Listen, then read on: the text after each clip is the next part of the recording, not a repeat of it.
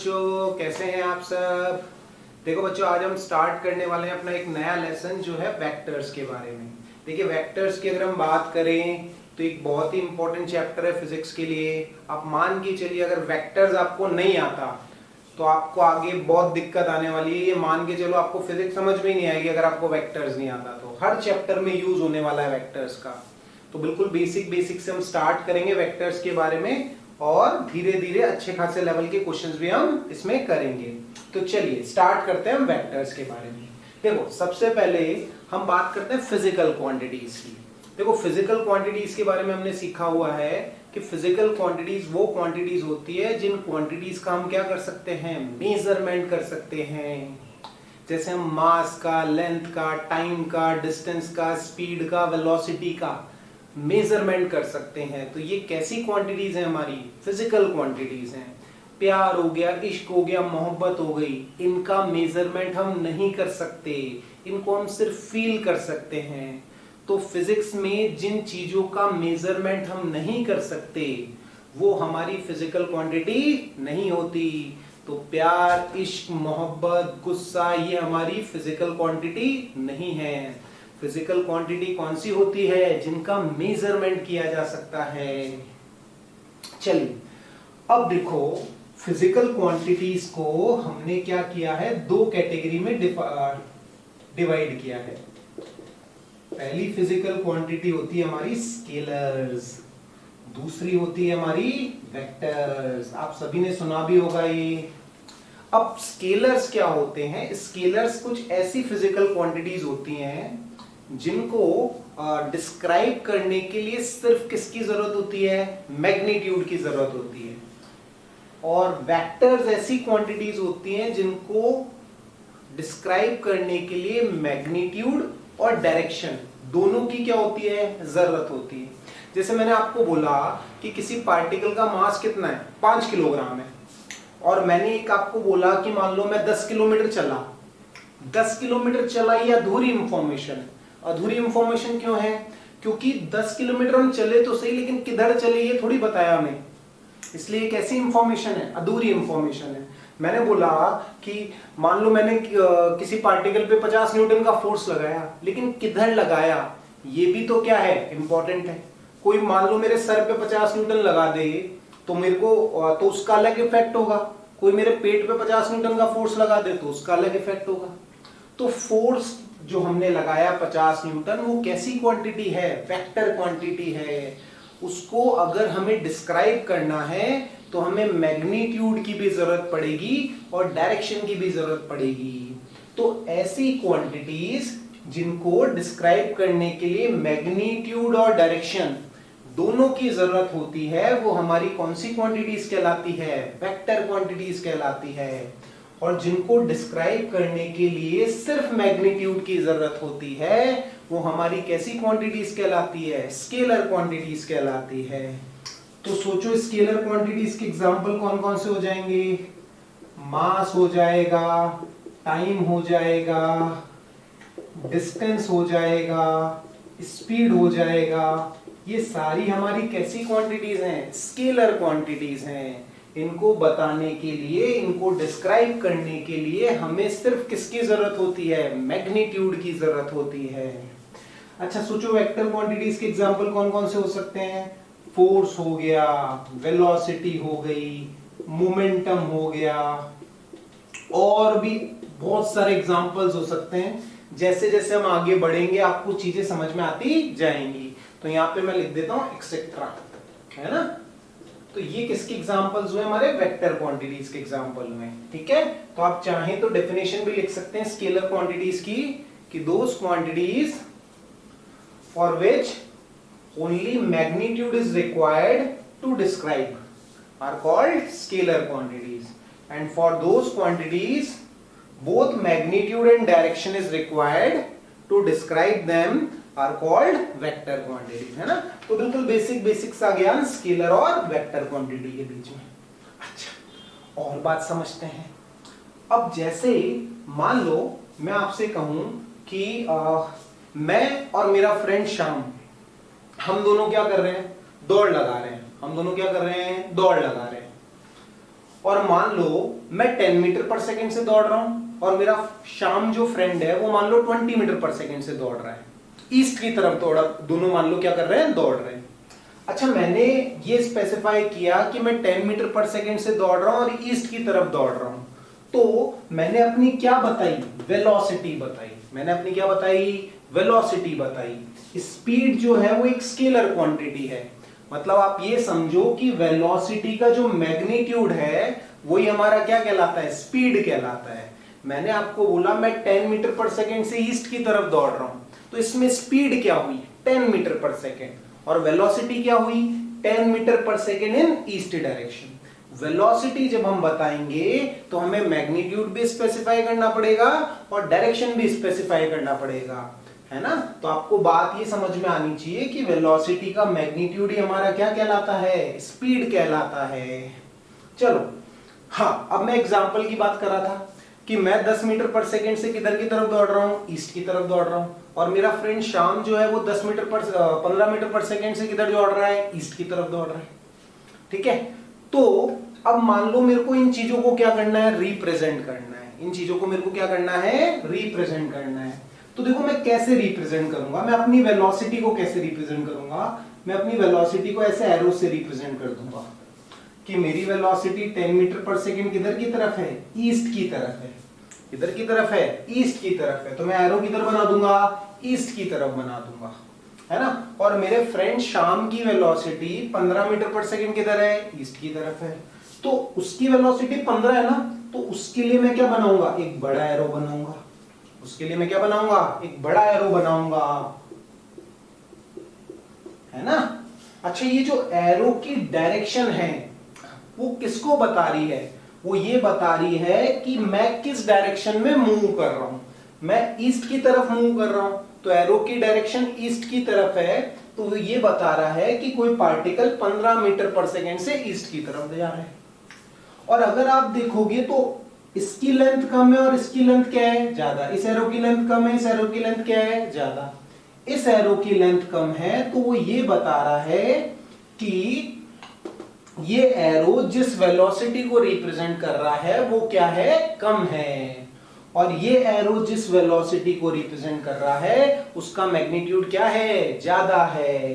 तो ये मेरी वेलोसिटी हो गई, वीजे वेलोसिटी, और ये किसकी वेलोसिटी हो गई, श्याम की वेलोसिटी हो गई, है ना। अच्छा, ये जो पॉइंट है एरो का, ये कहलाता है टेल ऑफ वेक्टर। ये क्या कहलाता है, टेल ऑफ वेक्टर कहलाता है। और ये वाला जो पॉइंट है एरो का, ये कहलाता है head of vector. Tail of vector और हेड ऑफ वेक्टर। तो ऐसे आप किसी वेक्टर को क्या कर सकते हो, रिप्रेजेंट कर सकते हो, है ना। चलो, एक चीज, एक तरीका वेक्टर को रिप्रेजेंट करने का ये होता है ना। एक और तरीका होता है देखो वेक्टर को रिप्रेजेंट करने का।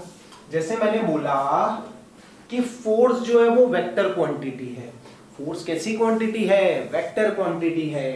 तो मैं देखो कैसे लिख दूंगा, मैं फोर्स के ऊपर क्या लगा दूंगा, एरो लगा दूंगा। फोर्स के ऊपर क्या लगा दूंगा, मैं एरो लगा दूंगा। फोर्स के ऊपर मैंने एरो लगा दिया, इसका मतलब ये चीज रिप्रेजेंट कर रहा है कि फोर्स कैसी क्वांटिटी है, वेक्टर क्वांटिटी है। मैंने ए के ऊपर एरो लगा दिया, इसका मतलब ए कैसी क्वांटिटी है, वेक्टर क्वांटिटी है। ये एरो जो है वो डायरेक्शन को रिप्रेजेंट नहीं कर रहा, ये एरो सिर्फ ये बता रहा है कि फोर्स कैसी क्वांटिटी है, वेक्टर क्वांटिटी है। ए के ऊपर मैंने एरो लगाया तो ये सिर्फ ये बता रहा है कि ए कैसी क्वांटिटी है, वेक्टर क्वांटिटी है। अच्छा, इस फोर्स के अंदर, इस फोर्स वेक्टर के अंदर, इसे कैसे पढ़ते हैं हम, फोर्स वेक्टर। इस फोर्स वेक्टर के अंदर कौन सी दो चीजें होंगी, इसके अंदर मैग्नीट्यूड भी होगा और क्या होगा, डायरेक्शन भी होगा, और क्या होगा, डायरेक्शन भी होगा। अच्छा, इस फोर्स वेक्टर का जो मैग्नीट्यूड है उसे कैसे रिप्रेजेंट किया जाता है, इस तरीके से रिप्रेजेंट किया जाता है। फोर्स वेक्टर का जो मैग्नीट्यूड है उसे इस तरीके से रिप्रेजेंट किया जाता है, एफ वेक्टर का मैग्नीट्यूड, है ना। वैसे ही ए वेक्टर के मैग्नीट्यूड को कैसे रिप्रेजेंट किया जाएगा, देखो ए वेक्टर के मैग्नीट्यूड को बताया जाएगा ए वेक्टर का, इसे ऐसे पढ़ते हैं मॉड ऑफ ए वेक्टर या सिंपल ए से, है ना। तो आपको ध्यान रखना है कि वेक्टर को आप कैसे कैसे रिप्रेजेंट कर सकते हो। सिंपल एरो से रिप्रेजेंट कर सकते हो, तो एरो की लेंथ क्या बता देगी, वेक्टर के मैग्नीट्यूड को बता देगी। और एरो जिस तरफ है वो आपको क्या बता देगा, डायरेक्शन बता देगा। तो वेक्टर को रिप्रेजेंट करने का एक तरीका ये। दूसरा वेक्टर को रिप्रेजेंट करने का तरीका ये है कि मैंने एफ के ऊपर अगर ऐसे एरो लगा रखा है तो ये चीज हमें ये बता रहा है कि फोर्स कैसी क्वांटिटी है, वेक्टर क्वांटिटी है। और मैग्नीट्यूड में कैसे रिप्रेजेंट करूंगा वेक्टर का, ऐसे रिप्रेजेंट करूंगा। अब देखो डायरेक्शन को रिप्रेजेंट करना है हमें, तो देखो डायरेक्शन को रिप्रेजेंट करने के लिए हमारे पास क्या होती हैं, एक्सिस होती हैं। डायरेक्शन को रिप्रेजेंट करने के लिए हमारे पास होती हैं एक्सिस। और हमारे पास कितनी कोऑर्डिनेट एक्सिस होती है, देखो एक्स एक्सिस, वाई एक्सिस और जेड एक्सिस, है ना। ठीक है, और जेड एक्सिस को मैं ऐसे बना देता हूं, देखो इसको मैं ऐसे बना लेता हूं, एक्स एक्सिस, वाई एक्सिस और यहां डॉट लगा देता हूं। डॉट मतलब जेड एक्सिस किधर की तरफ है, बाहर की तरफ है। ये तीनों एक्सिस आपस में म्यूचुअली क्या होती हैं, परपेंडिकुलर होती हैं। कैसी होती हैं आपस में, म्यूचुअली परपेंडिकुलर। अच्छा, ऐसा कोई जरूरी नहीं है कि मैं एक्स एक्सिस हॉरिजॉन्टली लूं, वाई एक्सिस वर्टिकली लूं। मैं चाहूं तो एक्स एक्सिस ऐसे भी ले सकता हूं, और वाई एक्सिस कैसी हो जाएगी इस केस में, ऐसी हो जाएगी। जेड एक्सिस ये वाली हो जाएगी, है ना।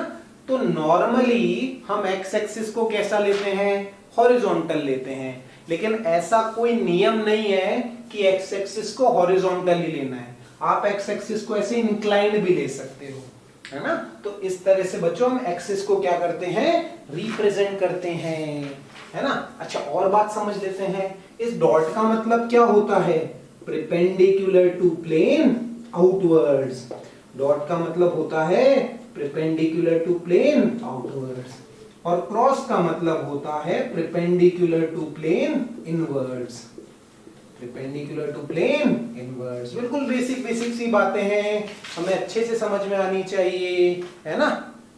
चलो, और बहुत बढ़िया, अब और बातें समझते हैं। देखो, अब ये जो एक्सिस का डायरेक्शन है, ये जो एक्सिस का डायरेक्शन है कि एक्स एक्सिस का डायरेक्शन ये है, वाई एक्सिस का डायरेक्शन ये है, जेड एक्सिस का डायरेक्शन ये है, इनको किससे रिप्रेजेंट किया जाता है, एक्स एक्सिस के डायरेक्शन को रिप्रेजेंट किया जाता है आई कैप से।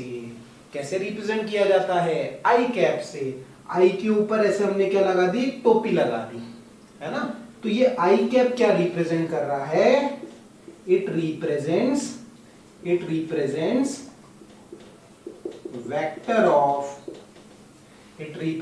Vector of unit magnitude and direction along X axis, इसका डायरेक्शन किधर है, एक्स एक्सिस के अलोंग है। या आप इसे बोल सकते हैं ये हमारा क्या है, यूनिट वेक्टर है, unit vector along X axis है। ये हमारा unit vector along X axis हो गया। वैसे ही वाई एक्सिस के अलोंग यूनिट वेक्टर को कैसे रिप्रेजेंट किया जाता है, जे कैप से।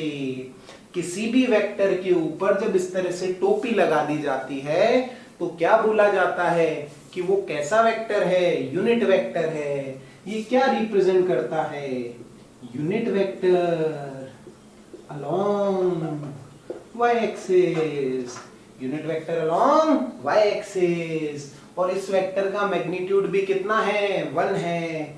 यूनिट का मतलब इसका मैग्नीट्यूड है 1।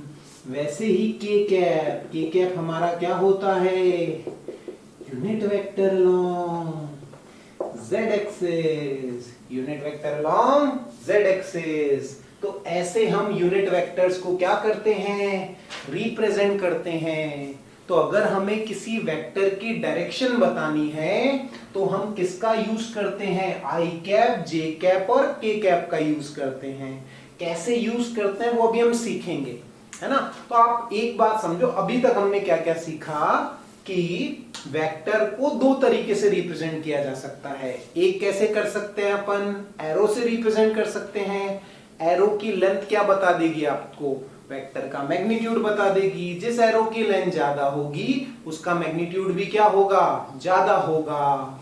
और दूसरा तरीका, अगर इस तरह से लिखा हुआ है तो ये किसको रिप्रेजेंट कर रहा है कि एक ऐसी क्वांटिटी है, वेक्टर क्वांटिटी है, इस वेक्टर क्वांटिटी के मैग्नीट्यूड को ऐसे रिप्रेजेंट किया जाएगा।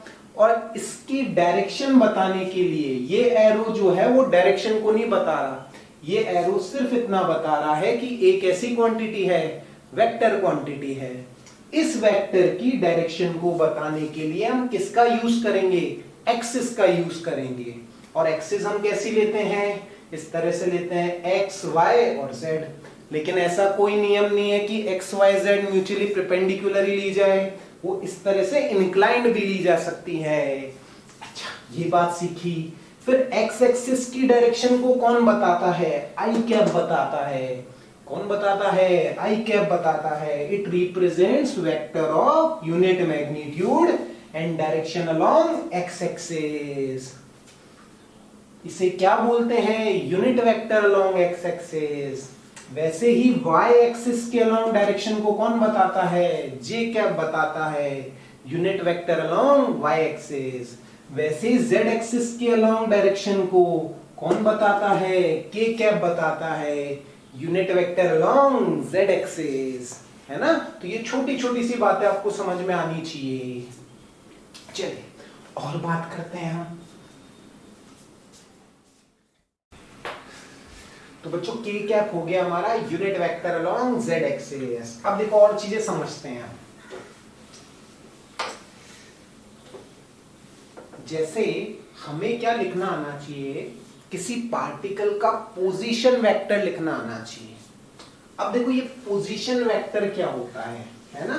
कुछ चीजें समझते हैं उससे पहले। जैसे एक बात आप समझो, ये हमारी कौन सी एक्सिस है, एक्स एक्सिस है। ये हमारी कौन सी एक्सिस है, वाई एक्सिस है ना। मैंने आपको बोला कि मान लो किसी पॉइंट के कोऑर्डिनेट्स क्या हैं, 2,3 है। किसी पॉइंट के कोऑर्डिनेट्स क्या हैं, 2,3 है। सोचो अगर मेरे को इस पॉइंट पी पे जाना है तो मैं कैसे मूव करूंगा। मैं मान लो एक्स एक्सिस के अलोंग कितना चला, 2 चला। एक्स एक्सिस के अलोंग में कितना चला, 2 चला। वाई एक्सिस के अलोंग में कितना चलूंगा, 3 चलूंगा। वाई एक्सिस के अलोंग में कितना चलूंगा, 3 चलूंगा। तो मैं इस वाले पॉइंट पे पहुंच जाऊंगा। तो इस पॉइंट के कोऑर्डिनेट्स क्या हो गए, 2,3। अगर किसी पॉइंट के कोऑर्डिनेट्स हैं 2,3 तो वो ये बता रहा है कि इस पॉइंट की ओरिजिन से एक्स एक्सिस के अलोंग दूरी कितनी है, 2। इस पॉइंट की ओरिजिन से वाई एक्सिस के अलोंग दूरी कितनी है, 3। ये हमें 2,3 बताता है ना। किसी पार्टिकल की या किसी पॉइंट की पोजीशन को बताने के लिए हमें क्या चाहिए होता है, एक रेफरेंस चाहिए होता है। वो रेफरेंस हमारा क्या कहलाता है कोऑर्डिनेट एक्सिस में, ओरिजिन कहलाता है ना। तो रेफरेंस हमारा वैसे कोई भी पॉइंट हो सकता है। नॉर्मली रेफरेंस हम किसे लेते हैं, एक्स वाई और जेड एक्सिस जिस पॉइंट पर कोइंसाइड कर रही है उसे हम रेफरेंस कंसीडर करते हैं। बाकी रेफरेंस हम कोई दूसरा पॉइंट भी कंसीडर कर सकते हैं। बात आई समझ में। जैसे मान लो मैंने बोला कि मैं अपने दोस्त शाम से मान लो 4 फीट लंबा हूं या 2 फीट लंबा हूं, तो इसका मतलब मैंने रेफरेंस किसे लिया है, शाम को लिया है। क्योंकि मैंने ये बोला है कि मैं शाम से 2 फीट लंबा हूं, तो रेफरेंस मेरा क्या हो गया, शाम हो गया, है ना। तो किसी भी पॉइंट को बताने के लिए, पोजीशन को बताने के लिए हमें किसकी जरूरत पड़ती है, एक रेफरेंस की जरूरत पड़ती है ना। अब एक बात समझना आप, जैसे मान लो हमारे पास क्या है, एक्सिस हैं। ये हमारी एक्स एक्सिस, वाई एक्सिस और जेड एक्सिस, है ना। और एक हमारे पास क्या है, क्यूब है। क्यूब सभी समझते हैं, है ना। क्यूब के अंदर कितने वर्टेक्स होते हैं, 8 वर्टेक्स होते हैं। क्यूब के अंदर कितनी एजेस होती हैं, 12 एजेस होती हैं, है ना। 8 वर्टेक्स होते हैं, 12 एजेस होती हैं। मान लेते हैं इस क्यूब की साइड कितनी है, 1 मीटर है। क्यूब की साइड कितनी है 1 मीटर है। और क्यूब के जो वर्टेक्स हैं उनको हम नाम भी दे देते हैं, जैसे मान लो ये 1, ये 2, ये 3, ये 4, ये 5, ये 6, ये 7, ये 8, है ना। तो क्यूब के वर्टेक्स को हमने क्या दे दिया, नाम भी दे दिया। अब मेरे को क्या लिखने हैं, सारे वर्टेक्स जो हैं, सारे वर्टेक्स वाले जो पॉइंट्स हैं उनके कोऑर्डिनेट्स मेरे को लिखने हैं। मतलब पॉइंट 1 2 3 अप टू 8 मुझे सारे पॉइंट्स के क्या लिखने हैं, कोऑर्डिनेट्स लिखने हैं, है ना। सोचो अगर मेरे को इस पॉइंट 1 पे पहुंचना है, देखो ये कौन सा पॉइंट हो गया अपना, ओरिजिन हो गया। ये कौन सा पॉइंट हो गया, ओरिजिन। ओरिजिन के कोऑर्डिनेट्स क्या होंगे 0, 0, 0। मान लो मेरे को ओरिजिन से कहां पहुंचना है, पॉइंट 1 पे पहुंचना है। ओरिजिन से कहां पहुंचना है, पॉइंट 1 पे पहुंचना है। साइड ऑफ क्यूब कितनी है, साइड ऑफ क्यूब है हमारी 1 मीटर। साइड ऑफ क्यूब है 1 मीटर। तो सोचो अगर मेरे को ओरिजिन से पॉइंट 1 पे पहुंचना है तो मुझे एक्स एक्सिस के अलोंग कितना चलना पड़ेगा, 1 चलना पड़ेगा। तो इस पॉइंट 1 के कोऑर्डिनेट्स क्या हो गए 1, 0, 0। मान लो मेरे को ओरिजिन से पॉइंट 3 पे पहुंचना है। ओरिजिन से मुझे कहां पहुंचना है, पॉइंट 3 पे पहुंचना है। तो मुझे y एक्सिस के अलोंग कितना चलना पड़ेगा, 1 चलना पड़ेगा। तो कोऑर्डिनेट्स में क्या लिखूंगा 0, 1, 0। पहले हम x कोऑर्डिनेट लिखते हैं, फिर y कोऑर्डिनेट लिखते हैं, फिर z कोऑर्डिनेट लिखते हैं। तो 0, 1, 0। फिर मान लो मेरे को इस पॉइंट पे पहुंचना है, तो मैं इस पॉइंट के कोऑर्डिनेट्स क्या लिखूंगा 0, 0, 1। z एक्सिस के अलोंग मुझे कितना चलना पड़ेगा 1 चलना पड़ेगा। अब पॉइंट 2 के कोऑर्डिनेट्स लिखो, है ना। अच्छा, पॉइंट 2 के कोऑर्डिनेट्स कैसे लिखें, सोचो अगर मेरे को पॉइंट 2 पे पहुंचना है, अगर मेरे को पॉइंट 2 पे पहुंचना है, पहली बात आप ये समझो क्यूब में अगर किसी भी पॉइंट के कोऑर्डिनेट्स आपको लिखने हैं तो आप सिर्फ एजेस पे चल सकते हो। आप सिर्फ किधर चल सकते हो, एजेस पे चल सकते हो, बाकी कहीं और आप मूव नहीं कर सकते। तो सोचो अगर इस पॉइंट 2 पे मुझे पहुंचना है एजेस पे चल के, तो मेरे को 1 इधर चलना पड़ेगा और 1 इधर चलना पड़ेगा। तो पॉइंट 2 के कोऑर्डिनेट्स क्या हो जाएंगे 1, 1, 0। 1 मेरे को इधर चलना पड़ा, 1 मेरे को इधर चलना पड़ा। तो पॉइंट 2 के कोऑर्डिनेट्स क्या हो गए 1, 1, 0। मान लो मेरे को इस पॉइंट के कोऑर्डिनेट्स लिखने हैं, तो मेरे को कैसे चलना पड़ेगा, देखो इधर मैं चलूंगा 1, फिर मैं इधर चलूंगा 1, है ना। तो मैं x एक्सिस के अलोंग कितना चला 1, फिर z एक्सिस के अलोंग कितना चला 1। तो इस पॉइंट के कोऑर्डिनेट्स हो गए 1, 0, वैसे मान लो मुझे पॉइंट 8 के कोऑर्डिनेट्स लिखने हैं, मैं कैसे चलूंगा, सोचो पहले 1 इधर चलूंगा, फिर 1 इधर चलूंगा, है ना। तो z एक्सिस के अलोंग कितना चला 1, y एक्सिस के अलोंग भी कितना चला 1। तो कोऑर्डिनेट्स क्या हो गए इसके 0, 1, 1, है ना। अच्छा 7 के लिखते हैं, 7 के समझो आप अच्छे से।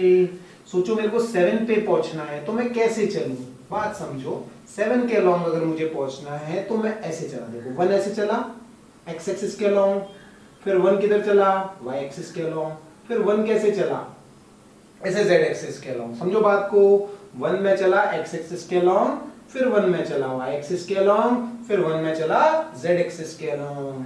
तो पॉइंट 7 के कोऑर्डिनेट्स क्या हो गए 1, 1, 1 हो गए। तो ऐसे आप क्यूब के अंदर किसी भी पॉइंट के क्या लिख सकते हो, कोऑर्डिनेट्स लिख सकते हो। आपको किसी पॉइंट के कोऑर्डिनेट्स लिखने आएंगे तो ही आप उसका क्या लिख पाओगे, पोजीशन वेक्टर। पोजीशन वेक्टर की चर्चा करेंगे अभी अपन। अभी हमें क्यूब के डिफरेंट पॉइंट्स के कोऑर्डिनेट्स जो है वो लिखने आने चाहिए, है ना। चलिए बहुत अच्छा, समझ में आया होगा सबको, है ना। अब देखो जैसे क्यूब की बात हमने कर ली, वैसे देखो अब हम बात कर लेते हैं क्यूबॉइड की। जैसे बात समझो, ये मान लो हमारी x एक्सिस, ये हमारी y एक्सिस और ये हमारी z एक्सिस, है ना। मान लो ये हमारा क्यूबॉइड है, ये हमारा क्या है क्यूबॉइड है, ऐसे ये क्यूबॉइड हो गया हमारा, है ना। ऐसे मान लीजिए ये वाली जो साइड है क्यूबॉइड की, ये वाली जो साइड है वो है मान लीजिए 4 मीटर। मान लीजिए कितनी है ये साइड, 4 मीटर। ये वाली जो साइड है क्यूबॉइड की, ये वाली जो साइड है वो मान लीजिए कितनी है, 2 मीटर। और क्यूबॉइड की ये वाली जो साइड है वो कितनी है, 3 मीटर है। मान लिया मैंने। अब देखो पॉइंट्स को नाम दे देता हूं मैं।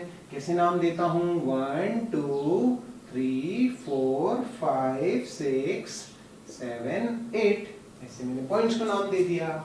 अब मेरे को सारे पॉइंट्स के क्या लिखने हैं, कोऑर्डिनेट्स लिखने हैं। तो बताओ पॉइंट 1 का कोऑर्डिनेट, पॉइंट 1 पे पहुंचना है तो 4 चलना पड़ेगा इधर।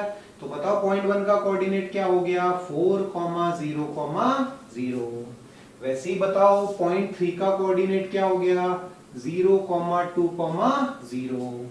वैसे ही पॉइंट 5 का कोऑर्डिनेट क्या हो गया, 0, 0, 3, है ना। बिल्कुल क्यूब जैसे ही लिखने हैं, जैसे आपने क्यूब में लिखे थे वैसे ही क्यूबॉइड में। अब सोचो 2 पे मेरे को पहुंचना है तो मैं 4 इधर चलूंगा और इधर कितना चलूंगा, 2 चलूंगा। इधर कितना चलूंगा, 2 चलूंगा। तो पॉइंट 2 के कोऑर्डिनेट्स 4, 2, 0। फिर मान लो मेरे को पॉइंट 8 के कोऑर्डिनेट्स लिखने हैं। कैसे लिखूंगा, इधर चलूंगा, इधर कितना चलूंगा, 3 चलूंगा। फिर ऐसे चलूंगा तो कितना चलूंगा, 2 चलूंगा। तो 3 में किधर चला, z एक्सिस के अलोंग, 2 किधर चला, y एक्सिस के अलोंग।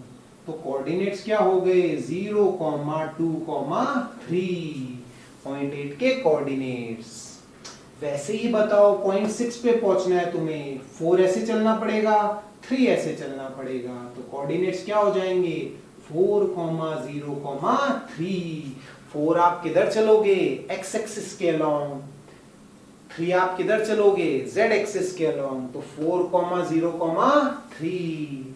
7 के लिख दो ऐसे, देखो 7 के इधर कितना चलोगे, 4। इधर कितना चलोगे, 2, x एक्सिस के अलोंग 4, y एक्सिस के अलोंग कितना, 2, और z एक्सिस के अलोंग कितना, ऐसे z एक्सिस के अलोंग आप चलोगे 3। तो 4, 2, 3। तो ये क्यूबॉइड में डिफरेंट पॉइंट्स के क्या हो गए, कोऑर्डिनेट्स हो गए।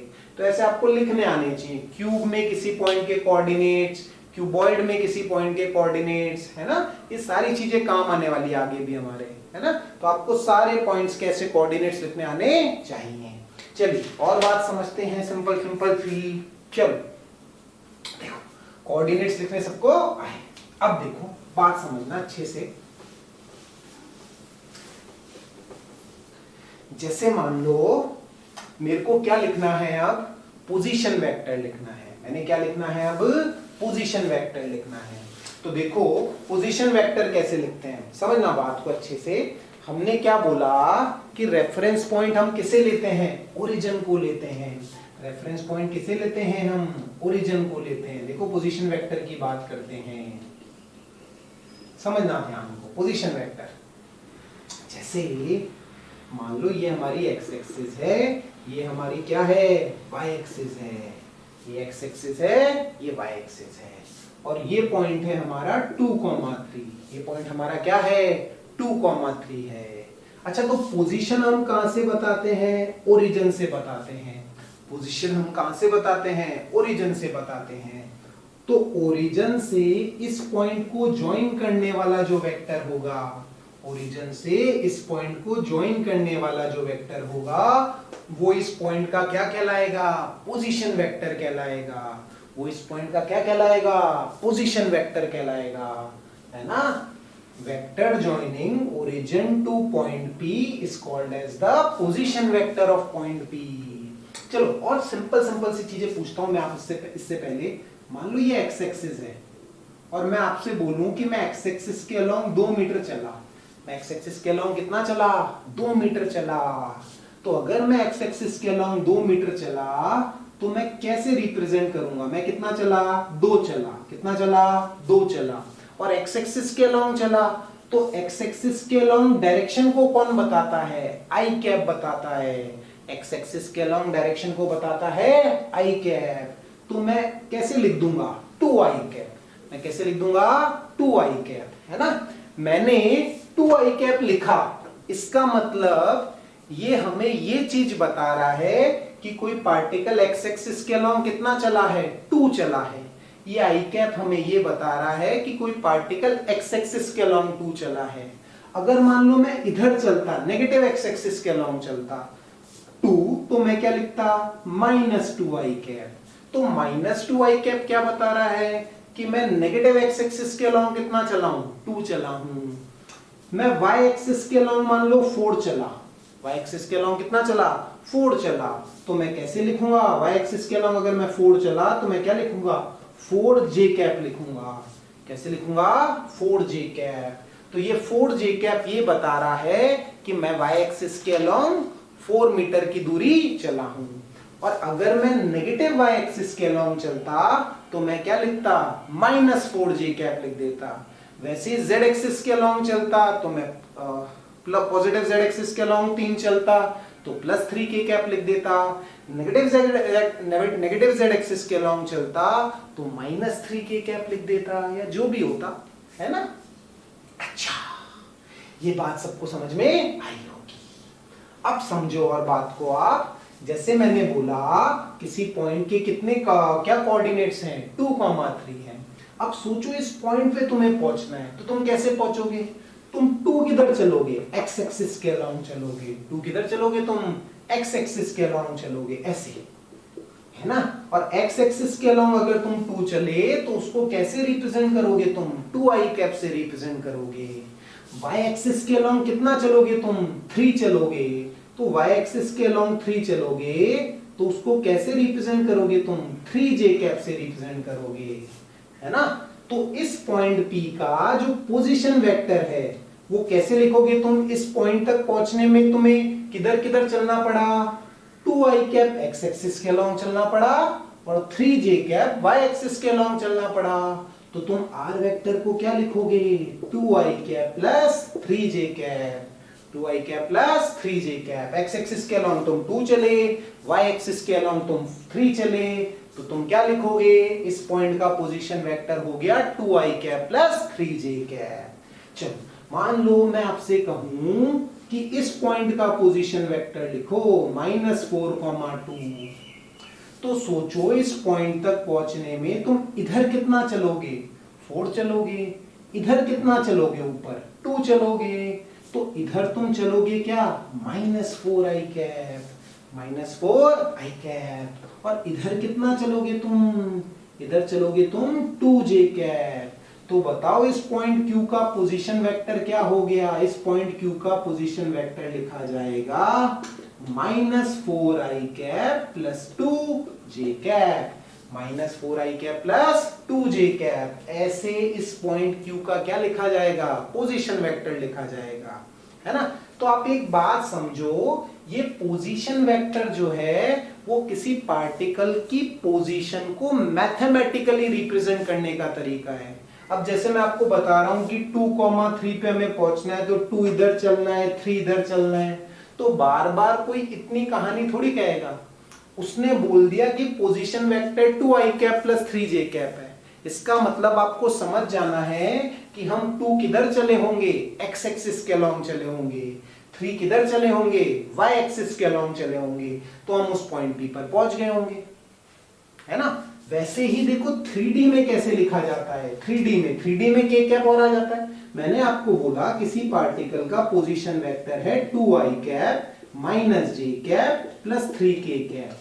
तो इसका मतलब क्या है, उस पॉइंट तक पहुंचने में आप एक्स एक्सिस के अलोंग कितना चले, 2, नेगेटिव वाई एक्सिस के अलोंग कितना चले, -1, और z एक्सिस के अलोंग कितना चले, 3 चले। तो ये फील आपको आनी चाहिए कि जब आप किसी का पॉइंट का पोजीशन वेक्टर लिख रहे हैं तो आपको ये समझ में आना चाहिए कि उस पॉइंट तक पहुंचने के लिए आपने कैसे डिस्टेंस ट्रेवल किया, आप कैसे पहुंचे उस पॉइंट तक। एक्स एक्सिस के अलोंग इतना चले हैं, नेगेटिव वाई एक्सिस के अलोंग इतना चले हैं, पॉजिटिव जेड एक्सिस के अलोंग इतना चले हैं, तब उस पॉइंट पे हम पहुंचे हैं। तो ये चीज आपको समझ में आनी चाहिए। ये ही किसी पार्टिकल का क्या कहलाता है, पोजीशन वेक्टर कहलाता है। तो ऐसे आपको पोजीशन वेक्टर लिखने आने चाहिए, है ना। चलिए और बात करते हैं हम, देखो समझो बात को। देखो मान लो हमने क्यूब की बात की थी, अब मेरे को क्यूब में क्या करना है, देखो क्यूब की देखो हमने बात की थी, कैसा हमारा क्यूब था, ये हमारी एक्स एक्सिस, ये वाई एक्सिस और ये हमारी जेड एक्सिस, और क्यूब हमारा इस तरीके का था, है ना, ये क्यूब था हमारा, क्यूब हो गया। डिफरेंट डिफरेंट पॉइंट्स के कोऑर्डिनेट्स क्या लिखे थे, एक बार फिर रिपीट कर लेते हैं। देखो क्यूब की साइड अगर 1 थी तो ये पॉइंट था हमारा 1 2 3 4 5 6 7 8। अब डिफरेंट डिफरेंट पॉइंट्स के क्या कोऑर्डिनेट्स थे, देखो 1 का कोऑर्डिनेट था 1, 0, 0, इसका था 0, 1, 0, इसका था 0, 0, 1, इसका था 1, 1, 0, इसका था 0, 0, 1, इसका क्या था 0, 1, 1, इसका था 1, 1, 1, है ना। अब देखो, अब हमें ये कोऑर्डिनेट्स पता है, तो सोचो पॉइंट 1 का पोजीशन वेक्टर क्या लिखूंगा मैं, पॉइंट 1 का पोजीशन वेक्टर सिंपल क्या लिख दिया जाएगा, कितना चले एक्स एक्सिस के अलोंग 1 चले तो आई कैप, है ना। वैसे ही बताओ पॉइंट 2 का पोजीशन वेक्टर क्या लिखूं, पॉइंट 2 के कोऑर्डिनेट्स देखो क्या है 1, 1, 0, मतलब आप एक्स एक्सिस के अलोंग 1 चले, वाई एक्सिस के अलोंग भी 1 चले, जेड एक्सिस के अलोंग कुछ नहीं चले, तो 1 चले तो क्या लिखा जाएगा आई कैप प्लस जे कैप। एक्स एक्सिस के अलोंग भी 1 चले, वाई एक्सिस के अलोंग भी 1 चले। बताओ पॉइंट 3 का पोजीशन वेक्टर, पॉइंट 3 तक जाना है तो y एक्सिस के अलोंग 1 चले तो क्या लिखा जाएगा, जी कैप लिखा जाएगा, है ना। वैसे ही बताओ पॉइंट 4 तो ओरिजिन है हमारा, उसका क्या हो गया 0 हो गया, कोई पोजीशन वेक्टर नहीं होगा उसका, बेसिकली उसे ऐसे 0 और ऐसे 0 लिख देते हैं, कोई पोजीशन वेक्टर नहीं है उसका। पॉइंट 5 का बोलो, पॉइंट 5 का पोजीशन वेक्टर बोलो, z एक्सिस के अलोंग 1 चले हैं तो क्या लिख दिया जाएगा k कैप, मतलब z एक्सिस के अलोंग 1 चले हैं।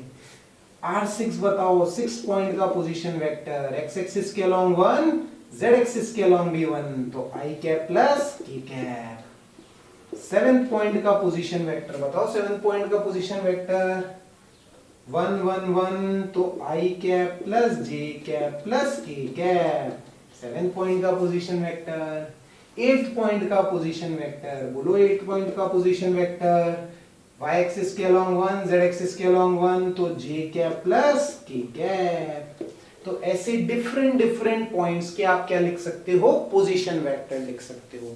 तो आप बात अच्छे से समझो, पहले आपको डिफरेंट डिफरेंट पॉइंट्स के कोऑर्डिनेट्स लिखने आने चाहिए। कोऑर्डिनेट्स आपने लिख दिए तो पोजीशन वेक्टर लिखना कोई बड़ी बात नहीं है। वैसे ही जो मैंने अगला एग्जांपल करवाया था आपको क्यूबॉइड का, उसमें भी आप डिफरेंट डिफरेंट पॉइंट्स के पोजीशन वेक्टर लिख सकते हो, है ना। क्यूबॉइड में भी हमने डिफरेंट डिफरेंट पॉइंट्स के कोऑर्डिनेट्स पता किए थे, तो उसका भी हम क्या लिख सकते हैं, पोजीशन वेक्टर लिख सकते हैं। तो पोजीशन वेक्टर आपको डिफरेंट डिफरेंट पॉइंट्स के लिखने आने चाहिए।